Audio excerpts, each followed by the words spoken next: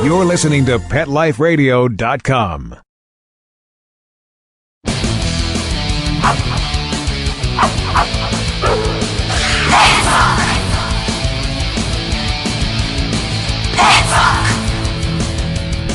Hey everyone, welcome to Pet Life Radio.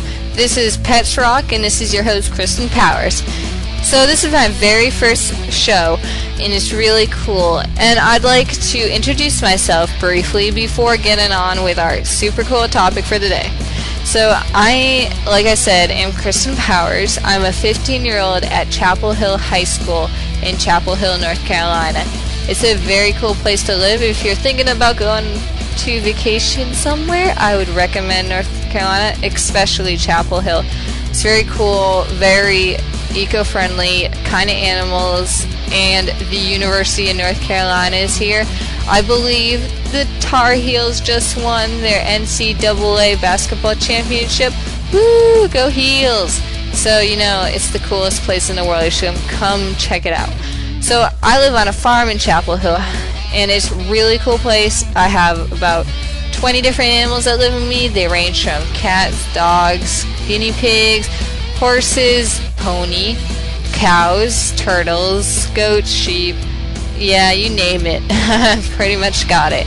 So it's really cool, and that's pretty much about my background. I'm very interested in the environment, pets, and human rights. That's my big thing. You know, that's huge in Chapel Hill. Like, everyone's into something here. I've always loved animals, grown up with them all my life. They're very cool. I've never gone a single day without owning a pet. That's how cool I think pets are, and how dedicated my family is to rescuing them from shelters. So that's pretty much my background. It's pretty cool. I've lived a cool life, and now I get this awesome chance to be on this radio show and host my own. I was originally, or still am, a petfinder.com blogger. I'm their team blogger for their site, and that's how I was kind of discovered for this pet show. But I'm really happy to have the chance to do this because it's a really cool opportunity. So, sorry I went on talking about myself forever, and we had to go on a commercial break really quick, but as soon as we get back, I have some awesome things to talk about. Alright, I'll see you in a minute.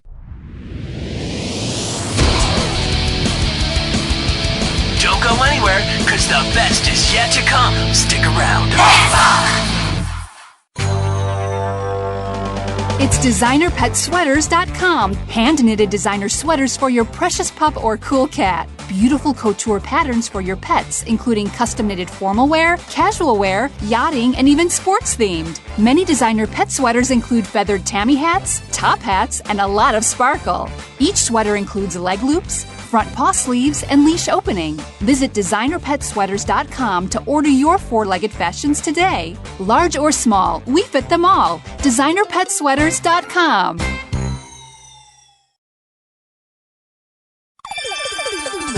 Let's Talk Pets on PetLifeRadio.com.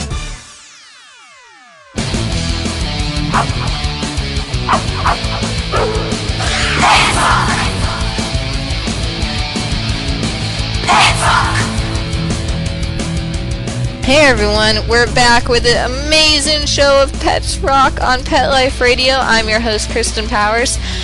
So today, like I said, is my very first show, and I'd like to start off by starting a tradition. So you guys are my very first listeners to hear this amazing tradition. It's called Joke of the Day. Woo! Sorry, that's my little sound effects. So, joke of the day, I would like to do after every commercial break, you know, ease some tension, relax some listeners' minds, you know, make everything cool. This is a cool show because it's about a teenager who's cooler than a teenager. I know. Okay, so anyway, we are going to our joke of the day. Now, this show I hope attracts not only teenagers, but parents of teenagers, pet lovers, you name it. I don't care if you're listening to my show, I'm just thanking you for listening to my show. So my very first joke of the day, cats and teenagers. How relevant is that?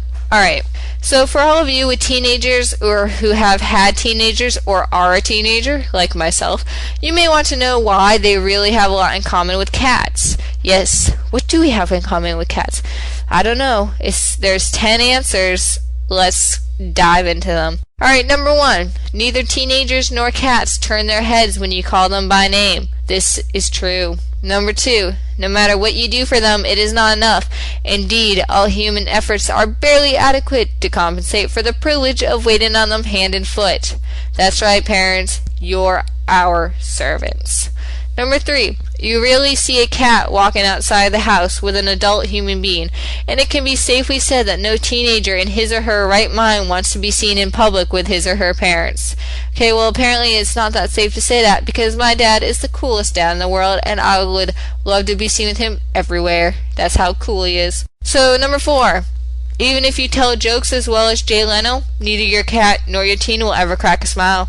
Number 5. No cat or teenager shares your taste in music. This is sadly true.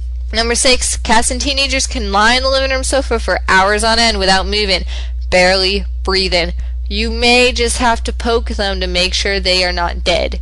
Number 7. Cats have 9 lives. Teenagers carry on as if they did. That's right. Teenagers are invincible. Cats and teenagers yawn in exactly the same manner, communicating that ultimate human ecstasy, a sense of complete and utter boredom. Number 9. Cats and teenagers do not improve anyone's furniture. 10. Cats that are free to roam outside sometimes have been known to return in the middle of the night to deposit a dead animal in your bedroom. Teenagers are not above that sort of behavior. Alright, so there's 10 reasons. So, if you must raise teenagers, the best sources of advice are not other parents, but in fact veterinarians, especially those specialized in cats. It is also a good idea to keep a guidebook on cats on hand at all times. And remember, above else, put out the food and do not make any sudden movements. When they make up their minds, they will finally come to you for some affection and comfort, and it will be a triumphant moment for all. So there's my joke of the day. Yay! Joke of the day. Woo! So now I'd like to go straight into the news alert. Alright, so what's making the news headlines in the pet world today? Well, apparently the first puppy is here at the White House, and it's Bo, the Portuguese water dog. This is coming from the Washington Post directly. The little guy is a 6-month-old Portuguese water dog given to the Obama girls as a gift by that Portuguese water dog-loving senator himself, Edward Kennedy of Massachusetts. The girls named it Bo, and let it be noted that you learned that here first. Malia and Sasha chose the name because their cousins have a cat named Bo, and because First Lady Michelle Obama's father was nicknamed Diddley, a source said. Get it? Bo Diddley? So the Washington Post gives a nice little intro into the new pet of the president and his family. Now that's really cool because, over the past few months there have been all this talk around the animal world about what kind of dog is he going to get. Is it going to be from a shelter? Is it going to be from a breeder? Where is it going to come from? Oh my gosh, so excited. So he got it from a friend, which, Edward Kennedy's cool and all.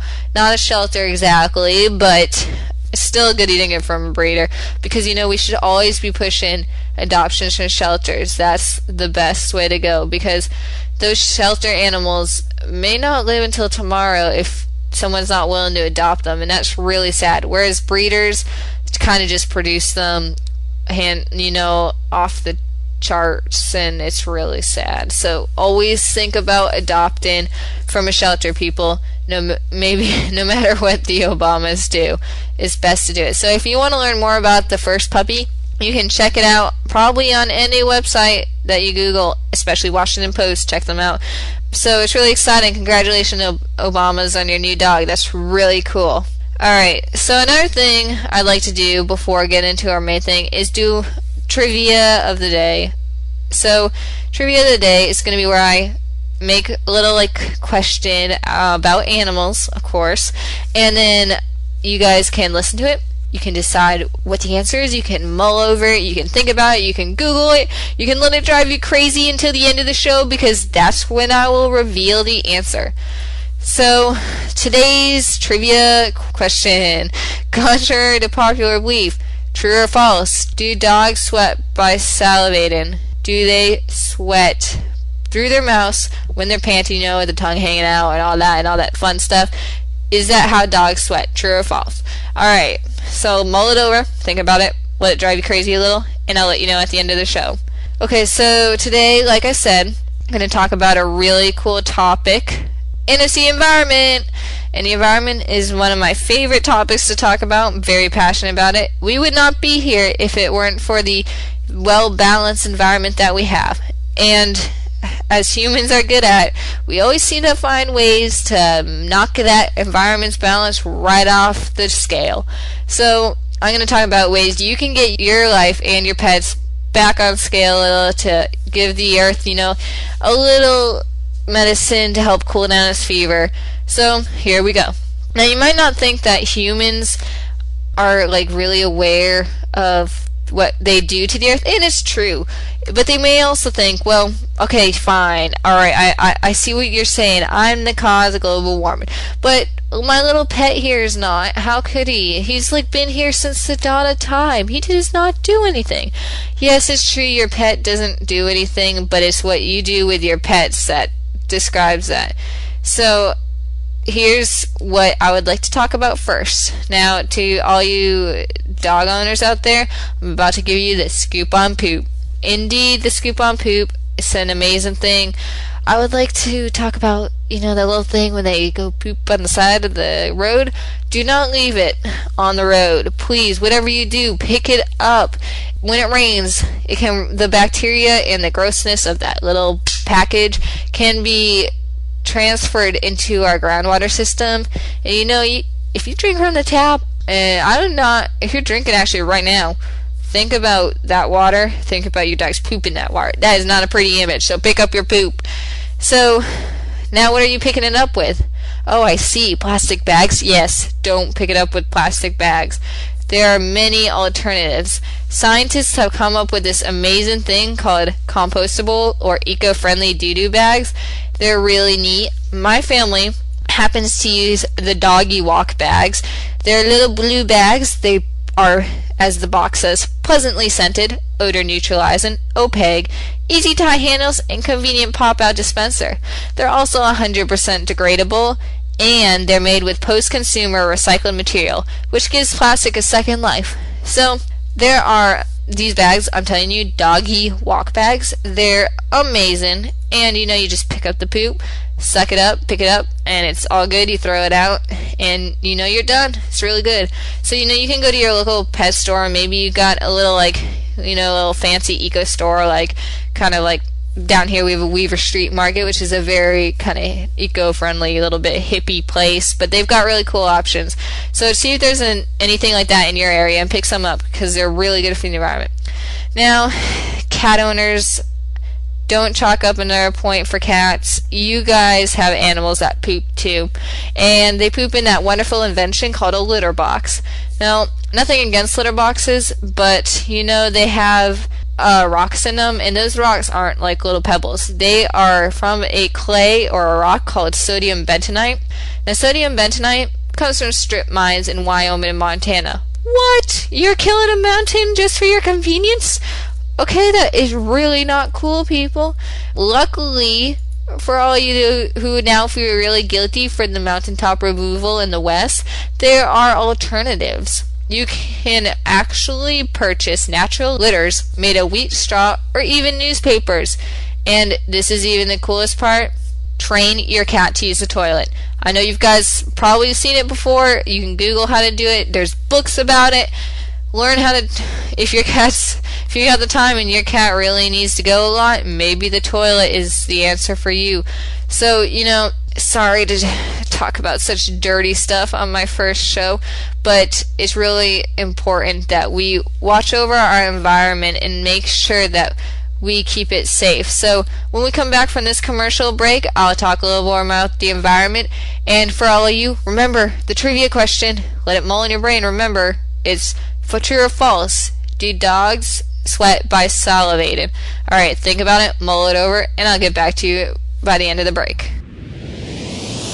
Don't leave this party before it's over, because the best is yet to come. Only losers leave the party early anyway. Party on. Back in a few. Hands up! Life Radio, the #1 pet radio network on the planet, joins forces with iHeartRadio to put the power of your pets in your pocket. Awesome! Download the iHeartRadio app and rock Pet Life Radio on your phone, on your tablet, on your Xbox, in your car. Pet talk, pet tunes, and fun pet times. Pet Life Radio and iHeartRadio. Positively Possum. Let's Talk Pets on PetLifeRadio.com.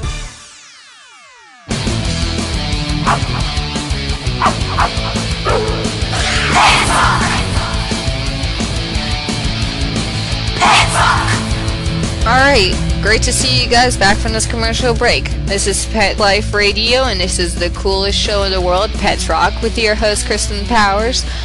So we recently were just talking about poop and how it affects the environment. So now I'd like to move on a little bit of a less gross topic, but it's still related to the environment. And this is the super duper list of the top 10 green pets.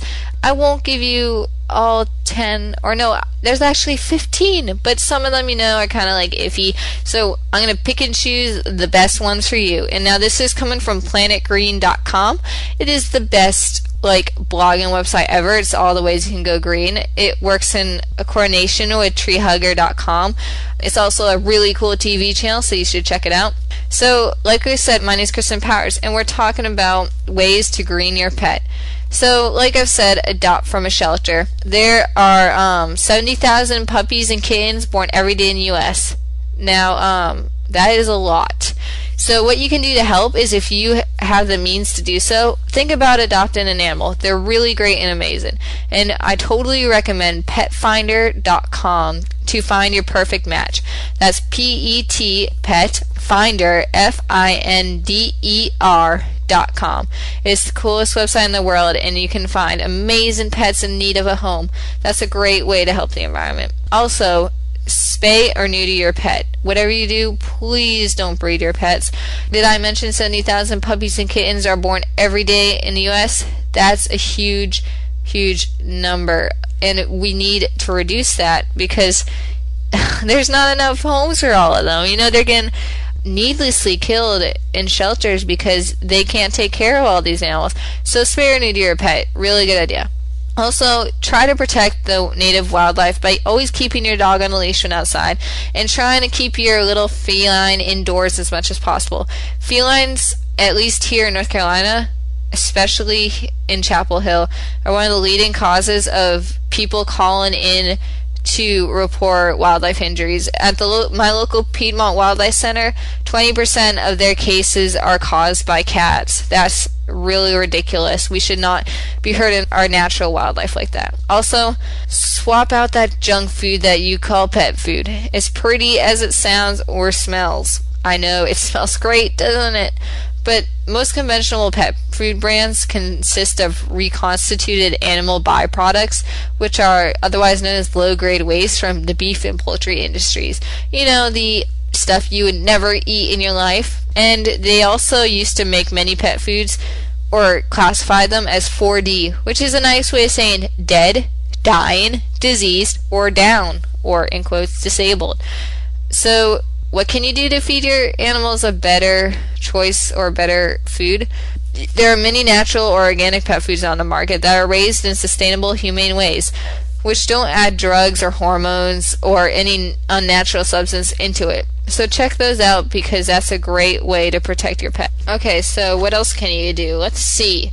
You could also use natural pet care and cleaning products. You don't want to use those toxic laced chemicals on your pet. I know you wouldn't use them on yourself, so why would you use them on your pet? Look for natural pet products, and you can also make sure to find natural cleaning products that are safe in the environment so that you don't offend your critter's delicate senses. Also, make sure that you get your pet microchipped. Now, it's kind of a far stretch to link microchipping to being eco-friendly, but it's really good for your pet. If you lose your buddy, it causes extreme distress to you, and you're really sad and you want to get your pet back. So then there's all that paper waste from printing out the missing posters, the fuel costs of calling around for a buddy in your neighborhood, the phone bills as you bawl your eyes out to tell everyone that, okay, yeah, so tag your pets. They're really good. And you can even get hanging tags made out of recyclable and recycled aluminum dog tags. One cool place that makes them is Wag Tags, which makes them out of recycled silver. That's Wag Tags, WAGGTAGGS.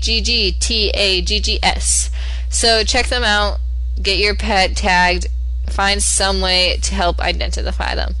Now, okay, going back to that nasty pet food stuff, why don't you try making your pet food? It's a really cool idea. We do it for my dog. You cook some chicken, maybe some little vegetables, you stir it in a pot, you heat it, you kind of like let it sit there, and the pets will go crazy for it. You can even like grow, you can grow stuff that your cat will eat, like that amazing thing called catnip. They will go crazy for it. You can plant it and they will love you forever. You can also make your own toys for them. When I was in 3rd grade, I would tie a string around my waist, and so that the string would extend all the way down to the ground, and then I'd run around and my cat would go crazy and start chasing after me.